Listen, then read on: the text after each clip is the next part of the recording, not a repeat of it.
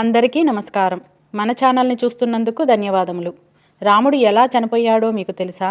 రామనవమి ఎందుకు జరుపుకుంటారో ప్రతి ఒక్కరికి తెలుసు. కానీ రాముడు ఎందుకు ఈ లోకాన్ని వదిలి వెళ్ళిపోయాడో చాలామందికి తెలియకపోవచ్చు. లక్ష్మణుడు ఎలా చనిపోయాడు? హనుమంతుణ్ణి మోసం చేసి రాముడు అవతారాన్ని చాలించి వెళ్ళిపోయాడా? హనుమాన్ ఇప్పుడు ఎక్కడ ఉన్నాడు? ఇవన్నీ ఈరోజు ఈ వీడియోలో తెలుసుకుందాం. ఈ వీడియోను చివరి వరకు స్కిప్ చేయకుండా చూసి జై శ్రీరామ్ అని కామెంట్ చేసి ఇప్పటి వరకు మన ఛానల్ని ఎవరైతే సబ్స్క్రైబ్ చేసుకోకుండా ఉంటారో వాళ్ళు సబ్స్క్రైబ్ చేసుకోండి. శ్రీరాముని జీవితానికి సంబంధించిన కొన్ని వినని కథలు నేటికి మనల్ని ఆలోచించేలా చేస్తాయి. సనాతన హిందూ సంప్రదాయంలో రాముడి పేరుకి ప్రత్యేక స్థానం ఉంది. రామనామ తారక మంత్రం అన్ని దుఃఖాలను తొలగించి సకల సంతోషాలను కలిగిస్తుందని హిందూ మత విశ్వాసం. శ్రీరాముని మరణానికి సంబంధించి అనేక కథనాలు ప్రచారంలో ఉన్నాయి. మొదటి కథ ప్రకారం సీతామాత తన ఇద్దరు పిల్లలైన లవకుశులను శ్రీరాముడికి అప్పగించి మాతృభూమిలో కలిసిపోయినప్పుడు సీతామాత నిష్క్రమణతో శ్రీరాముడు చాలా బాధపడ్డాడు. యమధర్మరాజు నుంచి సమ్మతి తీసుకున్న తరువాత అతను సరయూ నదిలో జలసమాధి అయ్యారు అని ప్రచారంలో ఉంది. రాముడు విష్ణువు యొక్క 7వ అవతారం. ఈ అవతారంలో రాముడికి రావణవధ మరియు ధర్మస్థాపన అనే తన ప్రధాన ఉద్దేశాలు. రాముడు రావణుడిని చంపేశాడు. త్రేతాయుగం ముగిసే సమయం వచ్చింది. రాముడు అవతారం చాలించవలసిన సమయం రావటంతో శివుడు బ్రహ్మదేవుడు ఇద్దరూ యమధర్మరాజుని నీవు రాముడు దగ్గరికి వెళ్ళవలసిన సమయం వచ్చింది అని చెబుతారు. కానీ యమధర్మరాజు ఎంత ప్రయత్నించినా రాముడు దగ్గరికి కాదు కదా, కనీసం రాజ్యం దగ్గరికి కూడా రాలేడు. ఎందుకంటే సాక్షాత్తు ఆ మహాదేవుడి రూపమైన హనుమంతుడు ఎల్లప్పుడూ రాముడు పక్కనే రక్షణగా ఎవరినీ దగ్గరికి కూడా రానివ్వకుండా కాపలా కాస్తున్నాడు. ఒకరోజు రాముడికి శివుడు కలలోకి వచ్చి నీ అవతారం చాలించే సమయం వచ్చింది రామా, యముడు నీ రాజ్యం బయట ఎదురు చూస్తున్నాడు, కానీ నీ ప్రాణానికి హనుమాన్ అడ్డగా ఉన్నాడు అని అంటాడు. అప్పుడు రాముడికి అంతా అర్థమయ్యి మరుసటి రోజు రాముడు సీత ఇచ్చిన తన ఉంగరాన్ని తీసుకొని ఒక రంధ్రంలోకి వేసి హనుమాన్ని పిలుస్తాడు. హనుమ, సీత ఇచ్చిన ఉంగరం పొరపాటున ఈ రంధ్రంలో పడిపోయింది. దయచేసి నువ్వు వెళ్ళి నాకు ఈ ఉంగరాన్ని కనిపెట్టి తీసుకొని రాగలవా అని అడుగుతాడు. అప్పుడు హనుమంతుడు, ప్రభు అంతేనా, దీనికి మీరు నన్ను ఎంతగా అడగాలా? మీరు ఆజ్ఞాపిస్తే చాలు, నేను వెళ్ళి తీసుకొని వస్తాను, అలా వెళ్ళి ఇలా తీసుకొని వస్తాను అని అనగా హనుమాన్ తన శరీరాన్ని ఒక చీమ అంత చిన్నదిగా మార్చుకొని ఆ రంధ్రంలోకి దూరుతాడు. అలా వెళుతూ వెళుతూ ఆ రంధ్రం పాతాళ లోకానికి దారితీస్తుంది. అక్కడ నాగలోకానికి రాజు అయిన నాగరాజు ఉంటాడు. ఆయన దగ్గరికి వెళ్ళి నమస్కరించి, నాగరాజా, నా రాముడి ఉంగరం ఒక రంధ్రంలో పడి ఈ పాతాళ లోకంలోకి వచ్చింది. ఆ ఉంగరం ఎక్కడ ఉందో మీకు తెలుసా అని అడగగా, ఓహో, రాముడి ఉంగరమా, నాకు తెలుసు, ఇక్కడ ఉంది, నాతో రండి అని హనుమాన్ని వెంట తీసుకుని ఒక గృహలోకి తీసుకొని వెళ్తాడు. ఈ గృహలోనే ఆ ఉంగరాలు ఉన్నాయి అనగా, ఉంగరాలా, నాకు కావలసింది రాముడి ఉంగరమే కదా అని లోపలికి వెళ్ళి చూడగా హనుమాన్ ఆశ్చర్యపోతాడు. ఆ గృహలోపల 1 కాదు, 2 కాదు, 3 కాదు, కొన్ని లక్షల కోట్ల బంగారు ఉంగరాలు ఉంటాయి. హనుమాన్ నవ్వుకొని, నాకు తెలియదా నా రాముడి ఉంగరం ఏదో అని వెతకటం మొదలు పెడతాడు.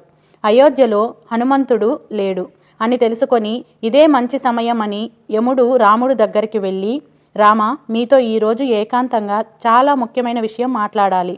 మనం మాట్లాడుకునే సమయంలో ఎవరైనా మధ్యలో వస్తే వారికి మరణదండన ఇవ్వాల్సిందే అని అనగా రాముడు లక్ష్మణుడిని పిలిచి, ఈ బాధ్యత నీదే లక్ష్మణ, ద్వారం దగ్గర ఉండి లోపలికి ఎట్టి పరిస్థితిలోనూ ఎవరినీ పంపించకు అని ఆజ్ఞాపిస్తాడు. సరే అన్నా అని లక్ష్మణుడు ద్వారం దగ్గర నిలబడుకొని ఉంటాడు. లోపల యముడు రాముడితో ఇలా అంటాడు, స్వామి, శివుడు మరియు బ్రహ్మ ఆజ్ఞ వలన నేను ఇక్కడికి వచ్చాను. మీరు ఈ రాముడి అవతారానికి ఉన్న కార్యం ముగిసింది. ఇక మీరు విష్ణువు రూపంలోకి మారి వైకుంఠానికి రండి. లక్ష్మీదేవి మీకోసం ఎదురు చూస్తూ ఉంది అని అనగా రాముడు నవ్వుతూ సరే యమ అని అంటాడు. అదే సమయంలోనే మహాకోపిష్టి అయిన దుర్వాస మహర్షి రాముడితో మాట్లాడడానికి అక్కడికి వస్తాడు.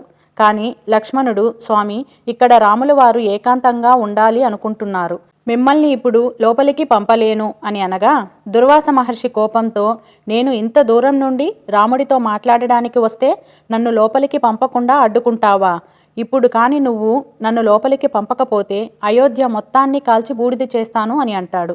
లక్ష్మణుడికి ఏం చేయాలో అర్థం కాక, ఇప్పుడు లోపలికి నేను వెళితే నాకు మాత్రమే మృత్యుదండన కలుగుతుంది, లేదంటే దుర్వాస మహర్షి మొత్తం అయోధ్యని కాల్చేస్తాడు అని ఆలోచించి అయోధ్య ప్రజలను కాపాడడం కోసం తన ప్రాణం కూడా లెక్క చేయకుండా లోపలికి వచ్చి దుర్వాస మహర్షి వచ్చాడు అని చెబుతాడు.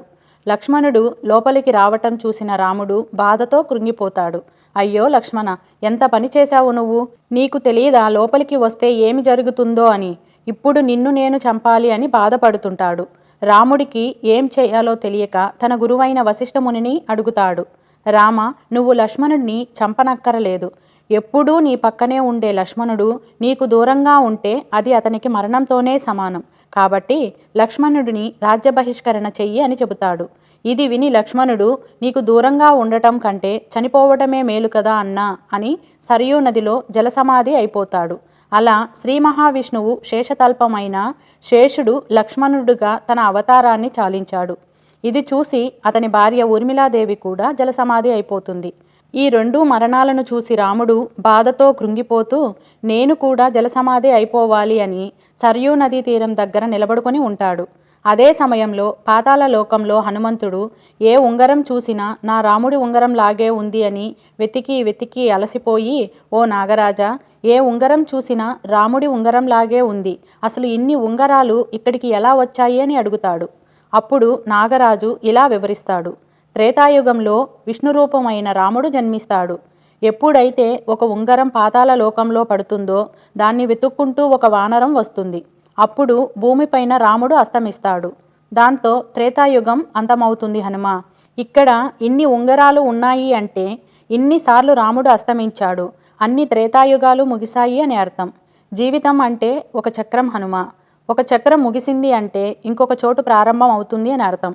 4 యుగాలు మళ్ళీ ముగుస్తాయి, మళ్ళీ త్రేతాయుగం మొదలవుతుంది, రాముడు మళ్ళీ పుడతాడు, నువ్వు కూడా మళ్ళీ పుడతావు, ఇద్దరూ కలిసి మళ్ళీ రావణుడిని హతమారుస్తారు అని అంటాడు.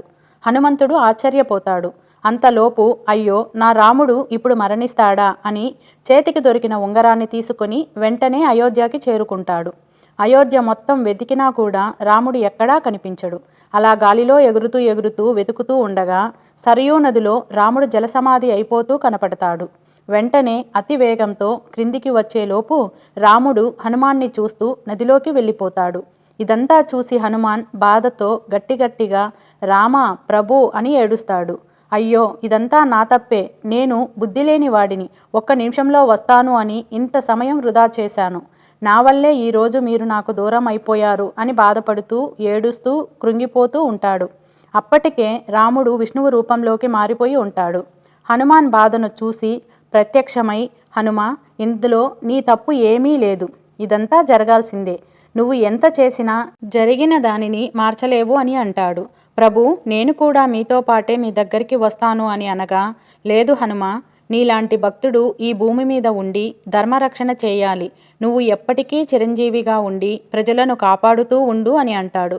సరే ప్రభు, మీ ఆజ్ఞ అని హనుమాన్ ఆ ఉంగరాన్ని తన వేలికి తొడుగుకొని హిమాలయాలలో రామనామాన్ని జపిస్తూ ఉంటాడు. ఇప్పటికీ కూడా మన హనుమాన్ రామనామాన్ని మనలో ఎవరు జపించినా ఆయన అనుగ్రహాన్ని మనకి ఇస్తూ మనల్ని కాపాడుతూ ఉంటాడు. ఇది రాముడు మరియు లక్ష్మణుడి మరణం వెనుక ఉన్న కథ. ఈ కథ మీలో ఎంతమందికి తెలుసో కామెంట్ రూపంలో తెలియజేయండి. ఈ వీడియోను ప్రతి ఒక్క రామ హనుమంతుని భక్తులకు షేర్ చేయండి. మరిన్ని ఆధ్యాత్మిక వీడియోల కోసం మన ఛానల్ని ఫాలో అవ్వండి. ధన్యవాదములు.